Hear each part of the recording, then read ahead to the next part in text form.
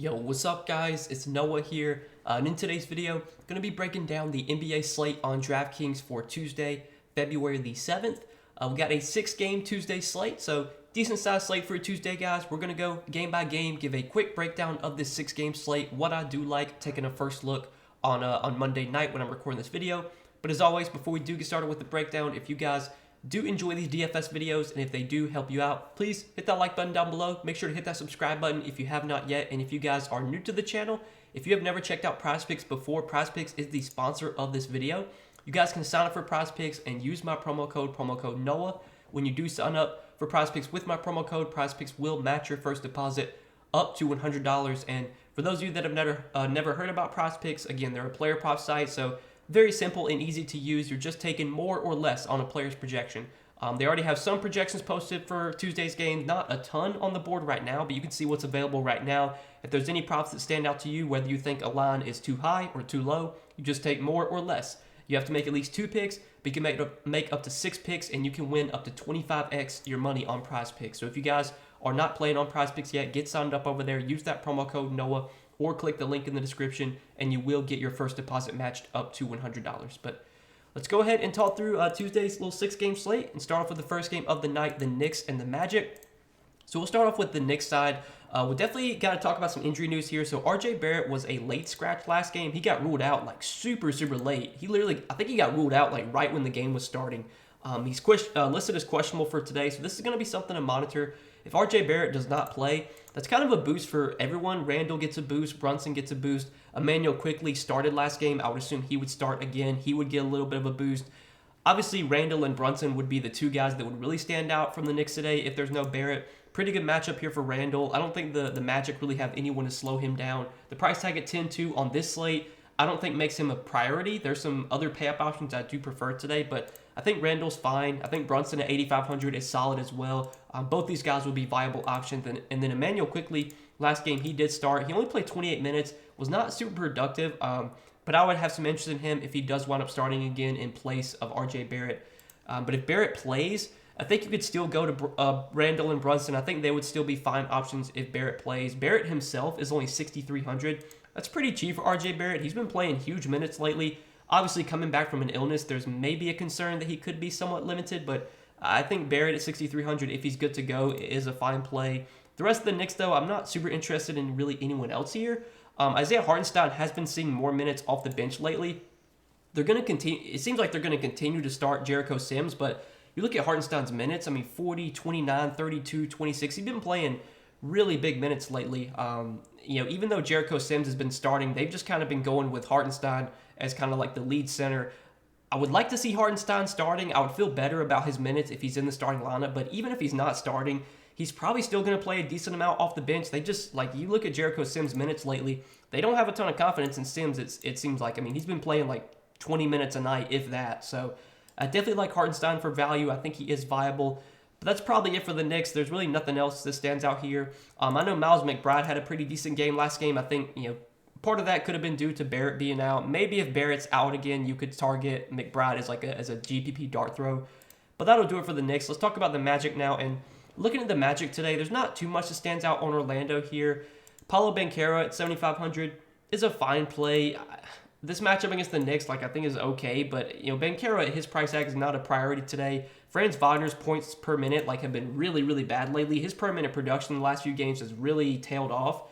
He's just not been super productive. He's gonna have a good game at some point, but on this slate, Wagner doesn't really stand out. Markelle Fultz, Wendell Carter Jr. don't love either one of those guys. I don't see much on Orlando I'm targeting today. Most of my interest in this game is on the Knicks side with the guys we just talked about. So let's go ahead and move on to the next game, Atlanta and New Orleans.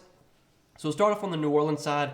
Last game, they did rest some guys. Brandon Ingram was out. J-Val was out. But I think these guys are probable for today. Ingram is probable. I think J-Val's probable as well. So these guys are expected to be back for this game. Still no Zion, though.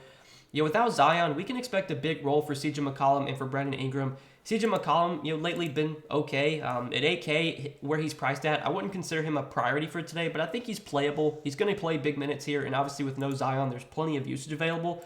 But I really like Brandon Ingram. Ingram's only 7,100, and we've seen his minutes be really good lately. Last few games, 33, 36, and 32 minutes. His per minute production has been very strong as well. 37 DK points, 48 DK points, 45 DK points.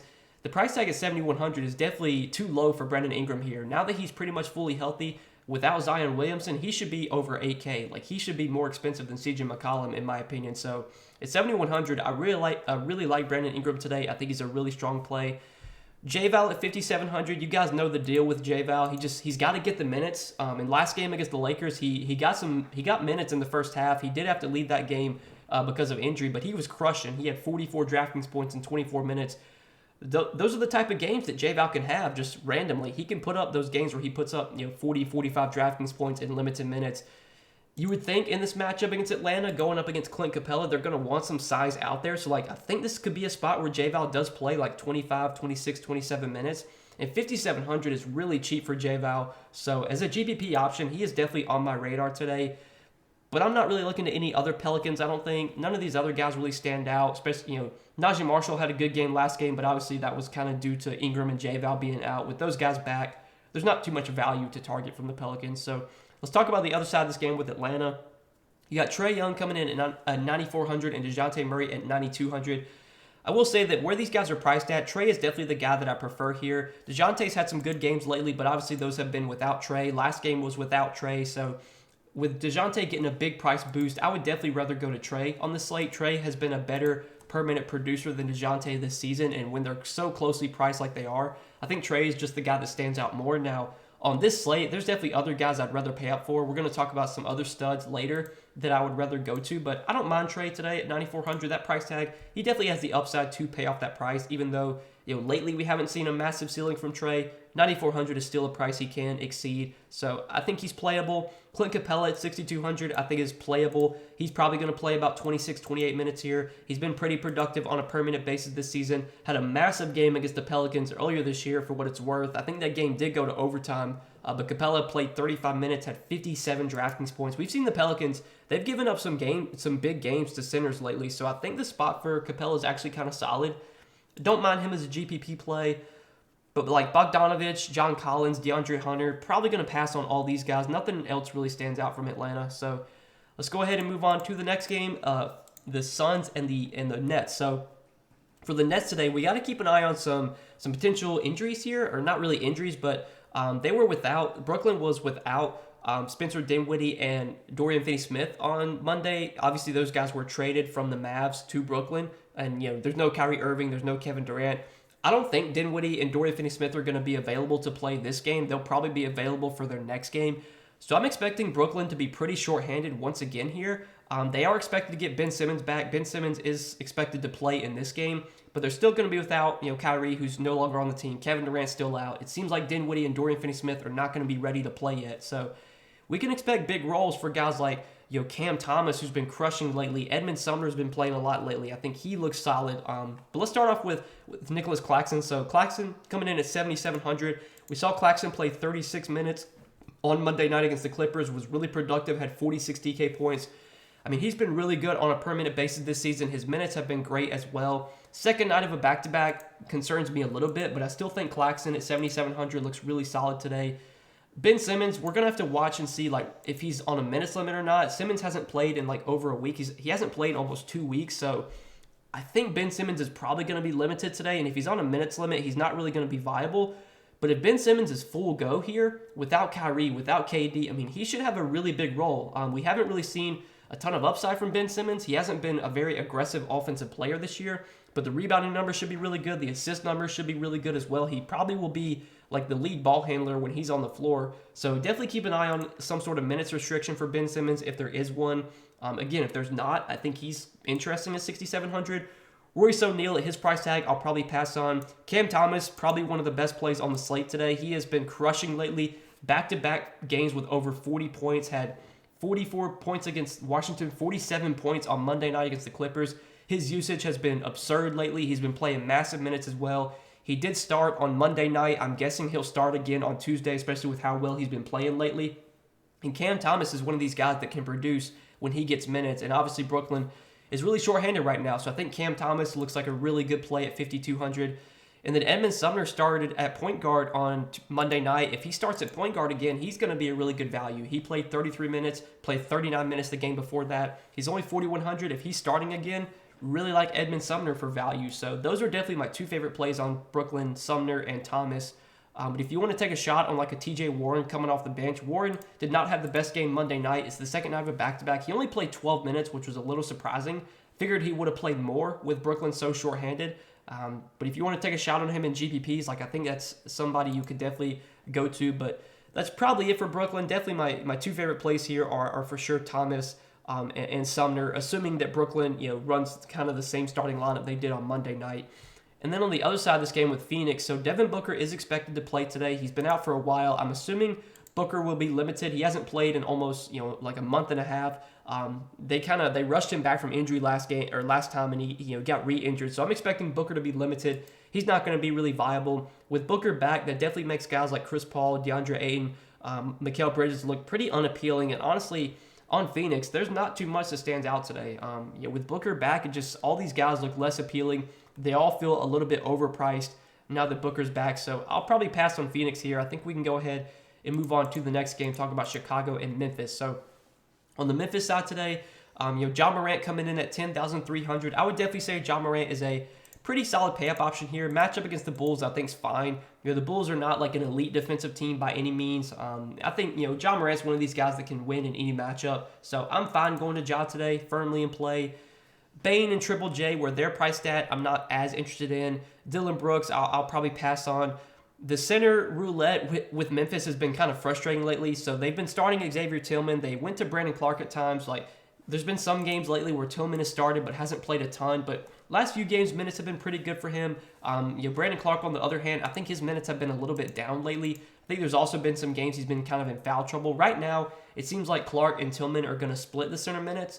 I'm assuming Tillman continues to start. So if I'm going to target a Memphis big, I think Tillman's the guy that I prefer. You look at his minutes lately, the games that he has started, 25, 28, 27, and 32 minutes.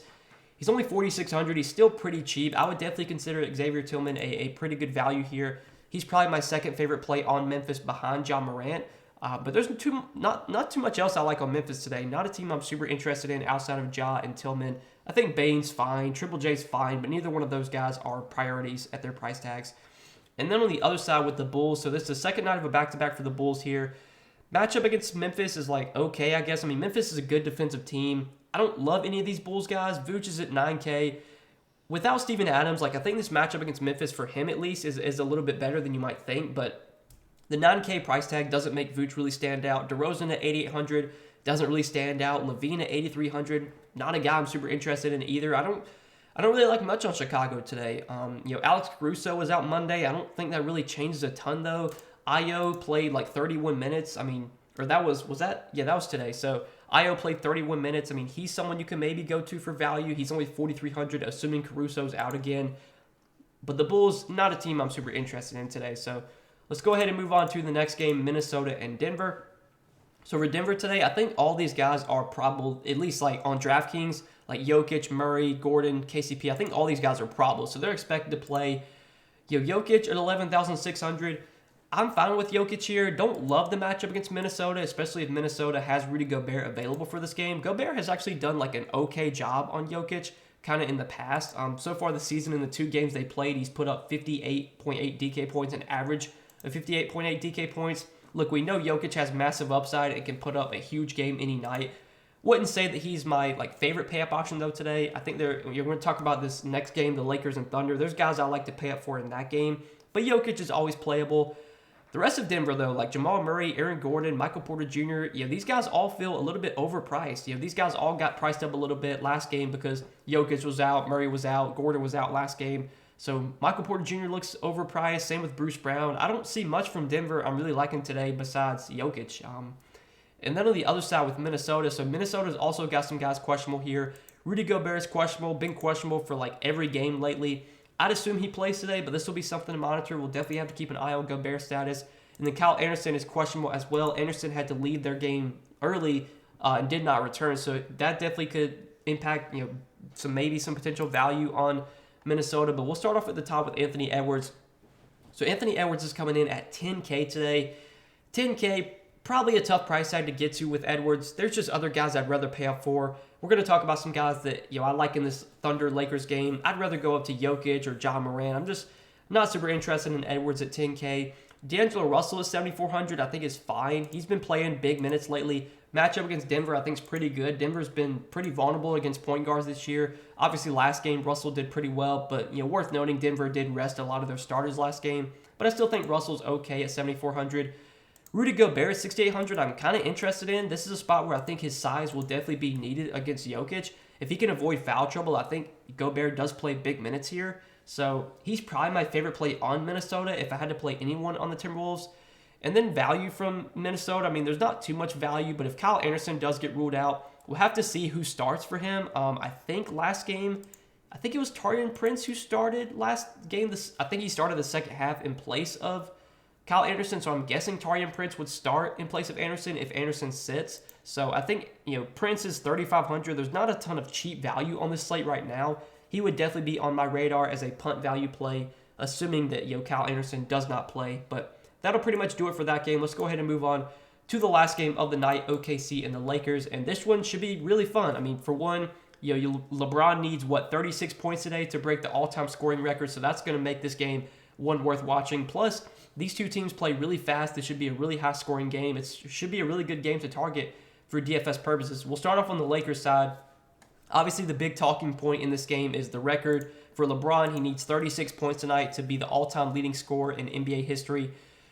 Do you think LeBron goes for the record tonight? Do you think he waits till Thursday against the Bucks and tries to go for the record, with Kareem in attendance? It's kind of like, you have to play the narrative. How do you think this goes? I personally think LeBron's probably going to be a little bit passive tonight, and I think he's going to wait till Thursday to break the record. But I was looking at some points props early before I started recording this video, and the sports books, they have LeBron's points prop today at like 32.5. So I think they're kind of assuming that he might go for the record, that he might try and score 36 points tonight. But regardless of that, it's a pretty good matchup here against OKC. OKC right now, they don't have Lou Dort, so they're really missing their best defender. They don't have anyone to slow down LeBron here. OKC plays at a fast pace. Both these teams play fast. So I think the matchup is really good. You factor in the narrative too. I think LeBron is firmly in play today. But I really like Anthony Davis. It's a really good spot for Anthony Davis, and we're seeing AD really come on as of late. He's been pretty much back to full strength. Played 35 minutes against Indiana. Played 38 minutes last game against the Pelicans. He's been super productive lately. Been crashing the boards as well. And this OKC team, they are bad against centers. Like, they really struggle to rebound. They struggle in terms of giving up fancy points to the center position. They don't have anyone with size to slow down AD here. So I think it's a fantastic spot for Anthony Davis. If a lot of people are going to be looking to go to LeBron today because of the narrative, I'm fine playing AD, and I think AD's upside in this matchup is through the roof. So I really like AD as a pay-up option. Definitely one of my favorite pay-up options kind of at first look.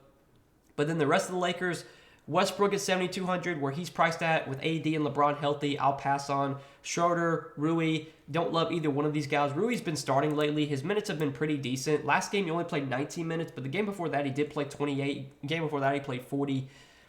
If you want to go to Rui, it's not terrible. I think he's playable, but I don't see too much else on the Lakers here besides kind of the stars. Do want to mention that LeBron is questionable for today. I think LeBron's going to play. I would be surprised if he sits, but obviously if he sits, that makes AD look even better. Westbrook would be a great play. Schroeder, Rui, these guys will look a lot more appealing if LeBron sits, but I think we can expect LeBron to play here. Now on the other side with OKC, it's the second night of a back-to-back for OKC, but they did get blown out Monday night against the Warriors, so a lot of the their guys didn't play their full minutes. SGA in this spot against the Lakers, I have a lot of interest in. We know SGA kind of thrives in these fast-paced games, and this is a really good spot against a Lakers team that likes to play fast, that doesn't play a ton of defense.